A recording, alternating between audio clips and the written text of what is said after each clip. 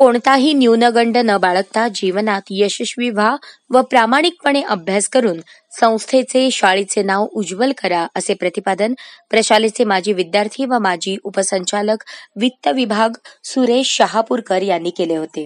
KLE सोसायटीच्या अण्णप्पा काडादी प्रशालेत वार्षिक पारितोषिक व स्नेह संमेलन पार पडले. यात विविध गुणदर्शन, शैक्षणिक परीक्षा व क्रीडा स्पर्धा यामध्ये यशस्वी झालेल्या विद्यार्थ्यांना बक्षिसे, प्रमाणपत्र व रोख पारितोषिके देऊन गौरव करण्यात आला होता. यावेळी विद्यार्थ्यांनी विविध गाण्यांवर, समाज प्रबोधनपर करणाऱ्या गीतांवर मनसोक्त ठेका धरला. सदरचा कार्यक्रम उत्साही वातावरणात भव्य अशा सप्तर्षी सभागृहात संपन्न झाला. कार्यक्रमाचे प्रास्ताविक प्रशालेचे मुख्याध्यापक अनिल पाटील यांनी केले.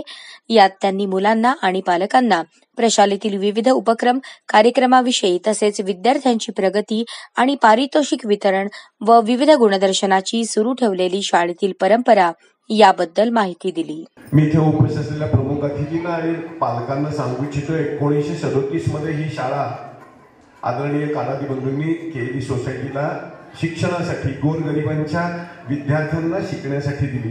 कुठेही नाममात्र फी न घेता, जी शासनाची 2 रुपये 5 रुपये त्या काळापासून तेवढीच फी ठेवली, कुठेही फी न घेता गोरगरिबांच्या विद्यार्थ्यांना शिक्षणापासून वंचित न ठेवता त्यांना ज्ञान मिळावं, हा काडादी बंधूंनी, नागप्पा काडादी यांनी ही भावना ठेवून इथल्या गोरगरिबांना शिक्षणासाठी ही शाळा केएलई सोसायटीला चालवायला दिली. आणि आज जवळपास 87 वर्ष पूर्ण होत आहे. सांगायला हेवा वाटतो, या शाळेमधून अनेक इंजिनियर्स, डॉक्टर, शेतकरी, राजकारणी लोक तयार झालेली आहेत. शाळेबद्दल हेवा आहे. आत्ताच आदरणीय सुरेश शहापूरकर सर म्हणले की ज्यावेळेस ते शिकत होते त्यावेळेस त्यांना गुरुवर्य, त्यांची गुरुवर्य आठवले. असेच तुम्ही पण आजच्या प्रमुख अतिथीप्रमाणे आपणही एक आदर्श निर्माण व्हावा तुमच्या जीवनामध्ये आणि तुमच्या आईबाबांचं नाव उज्ज्वल व्हावं आणि त्यानंतर शाळेचं नाव उज्ज्वल आपोआपच होईल. मी आपणाकडून जास्त वेळ न घेता, बक्षिसांची लयलूट होते, वेगवेगळ्या क्षेत्रातल्या मुलांचं गोड कौतुक होतं. हे एक प्रकारचं लाख मोलाचं टॉनिक आपण विद्यार्थ्यांच्या जीवनात देतोय. मुलांनो, इकडे बघा, इकडे शांतपणे तुम्हाला एक गंमत सांगतो, गोड सांगतो. इकडे बघा, एक व्यापारी होता. कोण होता? तो टोप्यांचा व्यवसाय करायचा. कशाचा? जंगलातून टोप्या विकायला शहराकडे चाललेला होता. मग दुपारच्या वेळेस तो झाडाखाली बसला. दुपारची वेळ कशाची असते? जेवणाची. अगदी खरं आहे. आणि तो जेवणासाठी तिथे बसला. त्या झाडावर काही मंकी होते. मंकी म्हणजे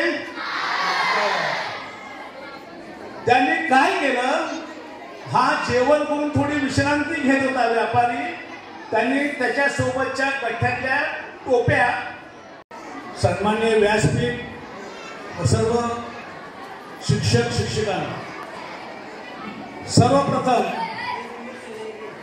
ज्यांनी ज्यांनी बक्षीस मिळवलेलं आहे त्या सर्व विद्यार्थ्यांचं सर्वांनी कौतुक करायचं. टाळ्यांचा प्रचंड आवाज होऊ द्या.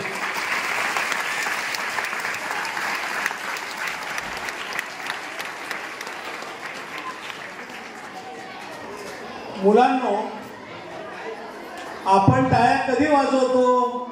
आपल्याला जेव्हा आनंद होतो. बरोबर आहे? बरोबर ना? आपण तेव्हा टाळ्या वाजवतो.